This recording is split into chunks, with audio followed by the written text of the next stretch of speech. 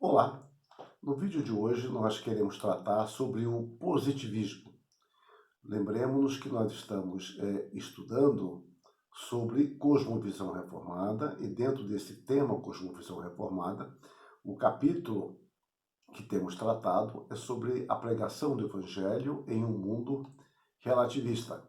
E a partir daí temos enfocado algumas ideias que nós cremos que predominam em nosso meio, com maior ou menor ênfase, havendo nuances e prevalecência de uma ideia ou outro em determinados setores, grupos e épocas. Então hoje eu quero falar sobre o positivismo, que tem essa impressão que ele está superado.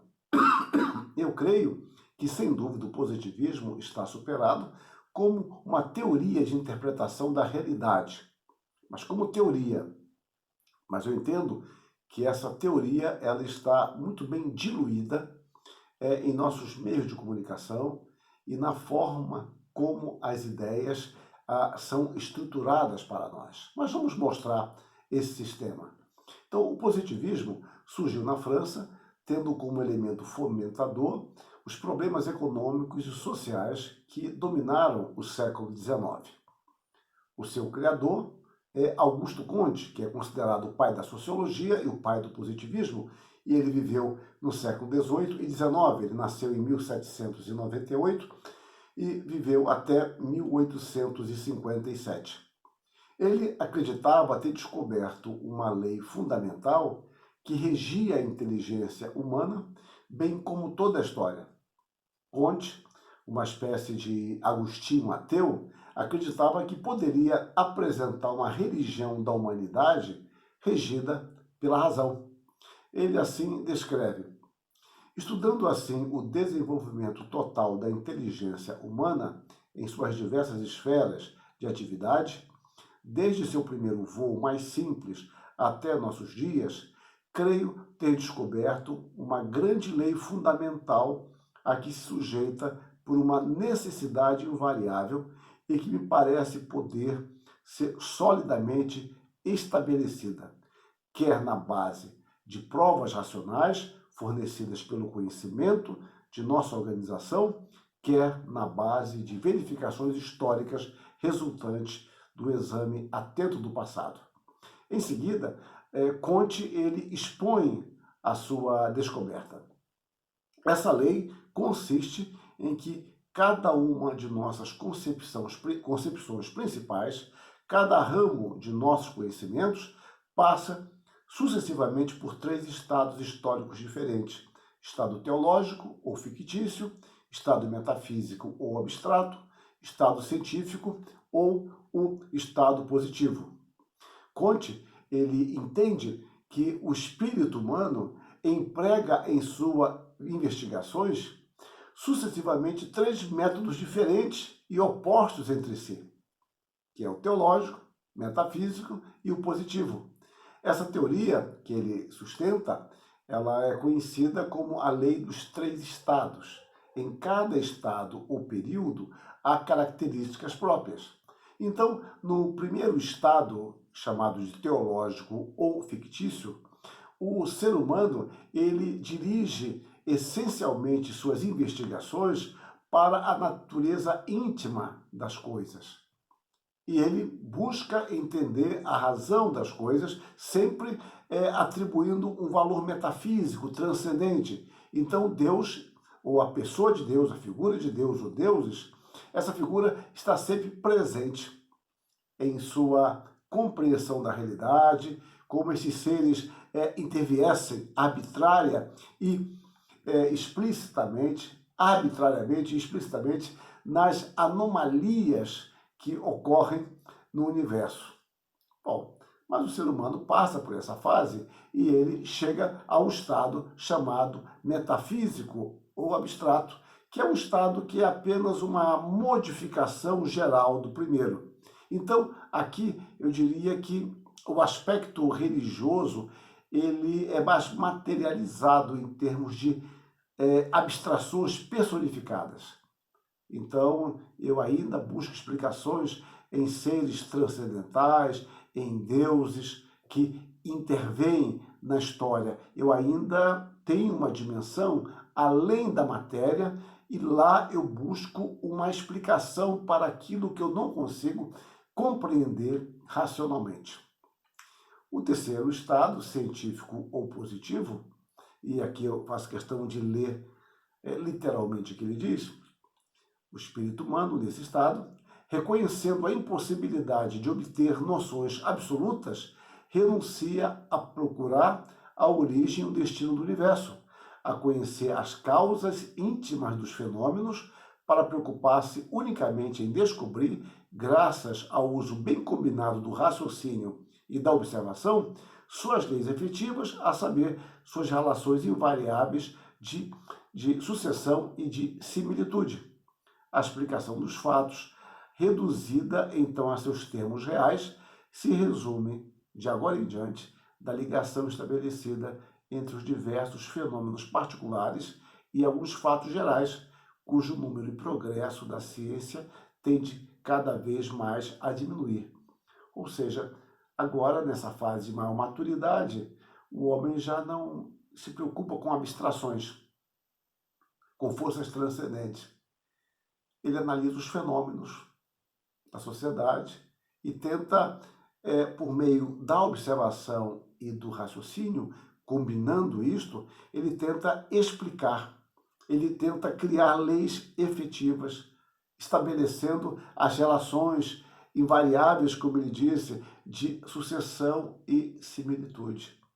Agora, eu quero simplesmente reduzir a realidade aos aspectos materiais e procurar compreender como isso funciona, e cada vez mais eu vou tendo uma visão mais ampla daquilo que é misterioso.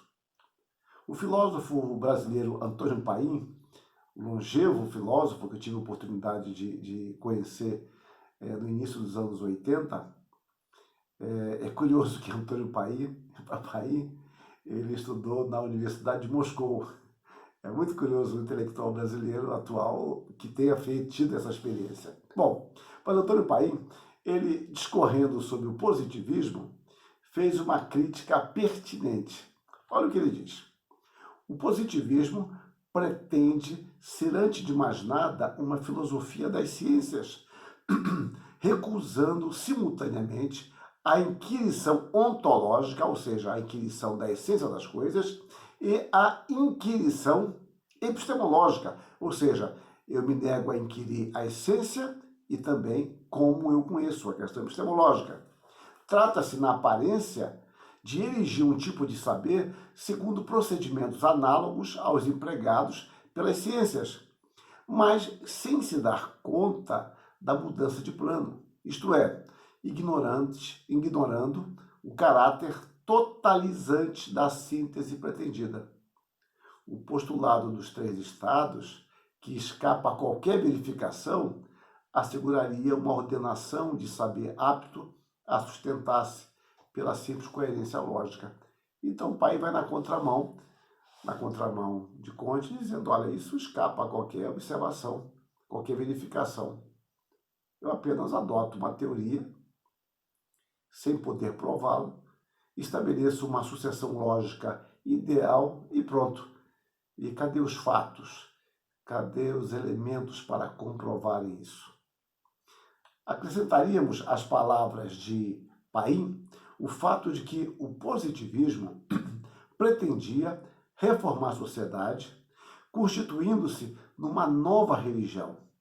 Esta pretensão pertencia, em especial, aos chamados positivistas ortodoxos.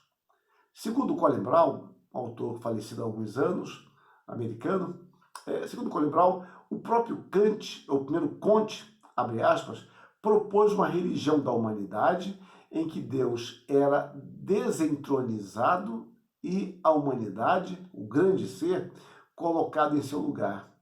Até mesmo adaptou o culto, os sacramentos e os sacerdotes do catolicismo para seus propósitos seculares. Foi produzido um calendário positivista em que os nomes de cientistas e estudiosos seculares substituíam os dos santos. Em 1848, uma sociedade positivista foi fundada, que se esforçava para aplicar os princípios positivistas à reforma da sociedade. A nova religião, no entanto, nunca tornou-se realmente popular. As reformas sociais do século XIX foram levadas a efeito ou por cristãos dedicados ou por aqueles que empreendiam programas sociais menos grandiosos. É muito curiosa essa observação ou curioso esse insight de Colin Brown. Digo eu, o positivismo, apesar de ser amado e odiado no Brasil, ele é um estado superado como sistema filosófico. Entretanto, os seus efeitos continuam em nossa cultura. Em nossa abordagem, o que nos importa é o seu conceito de religião. No positivismo, a religião, ela é um estado já vencido. Ela não é necessariamente combatida, porque não é necessário combatê-la. Ela é olhada como um estágio atrasado, contudo, necessário para o amadurecimento do homem. É o primeiro degrau da escalada humana, que combina com o positivismo.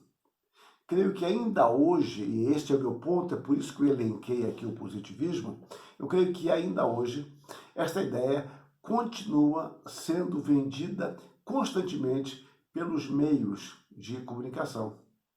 É verdade que na passagem do milênio, do século XX para o século XXI, não é?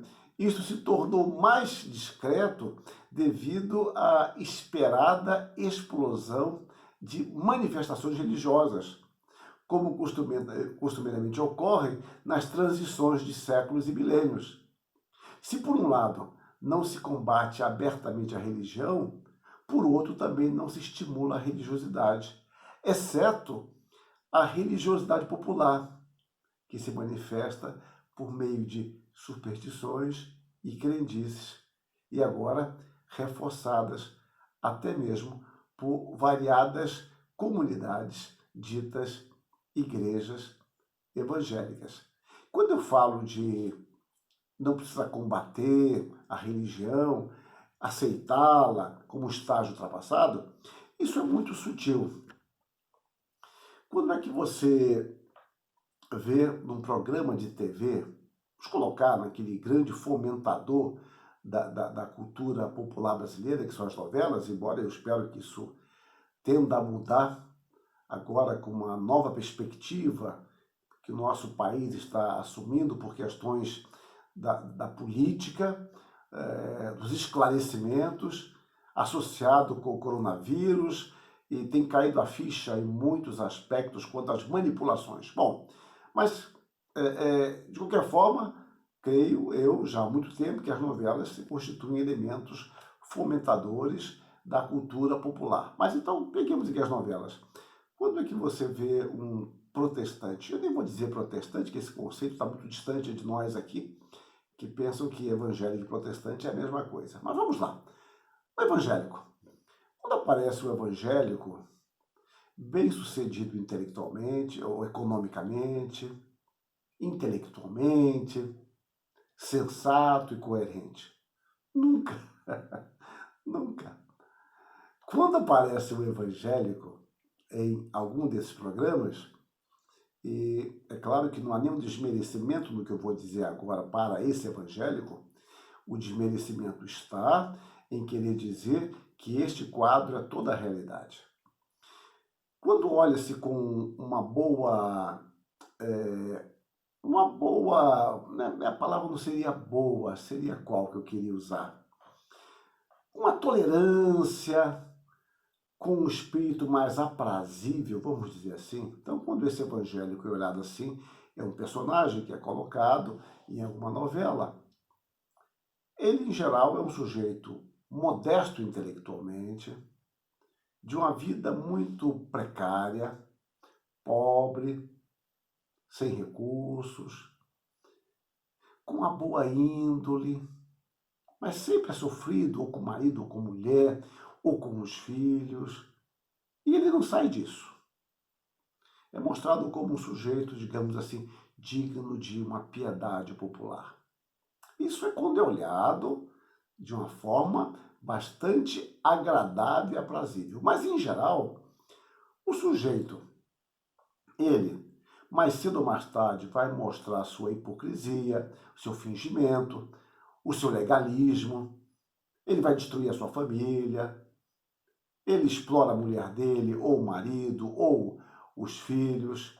Ele é um legalista que só aplica a lei para os outros, não para ele. Até que um dia ele acorde e abandone tudo isso, abandone a sua religião, ou fique revoltado, ou se torne um homem mais maduro. Em geral, a coisa é assim, um quadro, outro. E quando há uma boa vontade com o personagem, você observa que o personagem principal, quando tem algum contato com esse, mais modesto, ele tem um contato de alguém que o tolera, que o olha com condescendência, porque é alguém muito modesto, muito simples, até uma boa pessoa. Digamos assim, essa é a minha interpretação. Neste caso, este indivíduo, ele está no primeiro estágio, não é importante combatê-lo. Para que combatê-lo? É um coitado, ou uma expressão que de vez em quando aparece totalmente fora das escrituras. Ele é um pobre de espírito, né? Como se pobre de espírito fosse a pessoa simplesmente ignorante, né? Fosse isso que o Evangelho ensinasse. Então é apenas desta forma. Então vamos compreendê-lo, tal. Então o personagem principal está numa crise, sequestraram a filha dele, e aquela empregada crente, sincera, ela vai lá e fala, ô, seu fulano, eu falei com o meu pastor e nós estamos orando pelo senhor, viu? Estamos orando. E o principal olha com a condescendência e fala, ô Maria, muito obrigado, viu? Muito obrigado. Agradeço o pastor também. E pronto. E a coisa fica por aí. É mais ou menos por aí que se encaminha.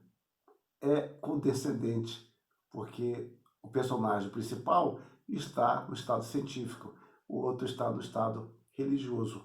Então, a religião, ela é vista como algo para ser tolerado, para uma classe mais modesta. Eu me valho da religião quando eu quero conseguir votos, quero conseguir algum tipo de apoio, então eu vou num templo populoso, faço promessas, digo lá uns glórias, escolho um figurino para mim, para minha esposa de modo especial, um figurino mais modesto, mais, não sei bem mais modesto, mas mais à luz do que eu creio que aquele pessoal, aonde eu estou indo, crê e se veste, e coisas desse tipo. Mas a religião não é para ser levada a sério como algo importante. Eu posso levá-la a sério quando eu temo as massas e entendo que o fermento religioso pode ser um produto que gere uma revolução ou uma revolta. Aí eu olho a religião com atenção, mas não porque ela seja importante, mas porque ela molda a ação da plebe, do povo. Então, isso é uma coisa para mim muito clara nos meios de comunicação. Eu vi hoje eu estou no dia 25, né, 25 de agosto, eu espero, 25 de agosto de 2020. Eu creio que esse vídeo vai para o ar no sexta ou sábado, acho que sábado, talvez, agora próximo. Então, eu recebi hoje alguém me encaminhou parte de um artigo de um jornalista de São Paulo, já caindo de pau, me permito a expressão, em cima de uma assessora nomeada pelo secretário de Educação, o Dr. Milton Ribeiro. E essa assessora, ali, ela foi, parece que, indicada na sexta, a nomeação saiu, creio que ontem, segunda-feira ou hoje. Mas já há um artigo já bastante malicioso, entrando pelo seu site, as suas perspectivas de educação, os valores da educação. É uma forma descritiva, com bastante pimenta, e até o salário dela já é dito, é uma coisa impressionante. O salário dela já é colocado ali. E essa mulher eu conheço a professora Inês. Professora Inês, nós trabalhamos juntos há algum tempo. É de uma integridade total, de uma competência sem igual, uma mulher altamente idealista, e quando eu falo idealista no bom sentido, de servir por amor à educação. Ela ama isto, ela é totalmente desprovida de interesses além do próprio interesse pela educação. E ali já aparece como mulher sutilmente retrógrada, colocada no cargo apenas porque é presbiteriana, e o ministro da Educação é um pastor presbiteriano, e pronto. A mulher não abriu a boca ainda. Como aconteceu também com o ministro da Educação, né? Ele tinha aberto a boca e já havia vasculhando o site da igreja, que ele pregava, etc. E, na realidade, isso é um conceito positivista, pelo menos, onde diga, olha, a religião, fique no seu estado ali embaixo. Aqui em cima, a gente domina. Fique no subsolo, fique nos porões do navio, navegando no sentido de apenas remando, e a gente comanda a direção, e vocês remem, trabalhem, produzam e pronto. E nós olharemos vocês com uma certa deferência, com uma certa piedade, mas não veio querer comandar com a gente, porque isso aqui é nosso. Isso aqui é nosso. Essa é uma pretensão. É o que eu falei há pouco tempo nessa sequência de vídeos sobre tolerância. Sobre tolerância.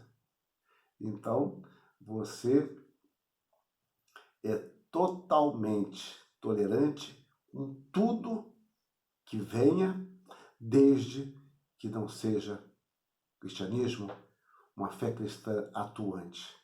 Você não quer saber disso. Porque quando entra a questão da fé cristã, você é intolerante. Totalmente intolerante. E, meus irmãos, há muito tempo que eu observo nas universidades essa intolerância para com a fé cristã, mesmo entre ditos evangélicos, vamos ser justos. Porque muitos dos ditos evangélicos se acovardaram, se acadelaram na universidade e elegeram um outro senhor para si, um outro senhor, que é a aprovação dos seus colegas, a manutenção do seu emprego, e perderam totalmente a dignidade, a hombridade de honrar sua fé. Ninguém está propondo um proselitismo na universidade. O que nós estamos dizendo é que você tem a sua fé. E a sua fé deve ser transparente, não por nenhum tipo de força, mas por naturalidade, já que se você é coerente com a sua fé, ela aparecerá em suas pesquisas. Mas são ateus práticos muitos de nós, que nos acovardamos, nos vendemos por um salário que nos mantém digna ou indignamente, no campo econômico, porque no campo moral sempre será indigno quando nós, em nosso panteão idólatra, colocamos o nosso Deus apenas para constar. Meus irmãos, essa é a sociedade na qual nós vivemos. Dentro de uma perspectiva que muitas vezes falamos de uma politicamente correta, me permito aqui a redundância. Então, o que nós vemos é nós sermos sufocados, a igreja sofrendo discriminações, perseguições, e os líderes que muitas vezes foram financiados por esta igreja, como eu fui, e certamente muitos dos líderes o foram, eles não a representam. Eles venderam o seu ministério, venderam o privilégio e a responsabilidade que Deus lhes confiou de representarem o seu povo, de apresentarem as razões de sua esperança em Cristo. Venderam tudo isso por um prato de lentilha, no qual temos salário, cargos e um tapinha nas costas solitário, mas é um tapinha extremamente pesado e hipócrita, porque nós nunca seremos respeitados se nós nos vendermos. Isto não significa que possamos e devamos aprender com todos. A graça comum de Deus é sobre todos e nós aprendemos com todas as pessoas, com cristãos, com não cristãos, com ateus, com gnósticos, com céticos, não importa. Deus é o Senhor de todas as coisas. E a verdade, como já dizia Calvino, de onde vier, ela é de Deus. Estejamos prontos para isso, aprender. Mas nós temos um referencial cristão.